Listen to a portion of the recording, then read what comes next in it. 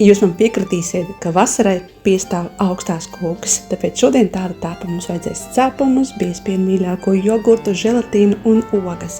Ļodā liekam biezpienu, aplējam tikmēr želatīnu ar augstu ūdeni un noliekam to malā. Biezpienam pievienojam medu vai cukuru, kā tu vēlies, un jogurtu. Visu sablenderējam, līdz veidojas viendabīga masa. Ņemam mīļākos cepumus, tos salaužam gabaliņos un samaisam kopā ar masu. Sagriežam zemenes vai citas ogas. Ja masa ir nedaudz pa biezu, var pievienot kefīru, bet var to arī izlaist. Pie izkausēta želatīna es pielieku šo biezpienu masu un tad pievienoju visu klāt biezpienu masai, lai neveidojas kunkuļi. Arī liekam klāt zemenes, visu samaisam, ņemam bļodu, izklējam to ar foliju, liekam visu masu iekšā, visu kārtīgi aizpakojam un uz pāris stundām vai labāk uz visu nakti liekam leduskapī. Nākamajā dienā atpakojam, ņemam laukā un baudam tik ļoti atsvaidzinoša un ļoti garšīgi. Noteikti pamēģini un neaizmirst piesakot manam profilam.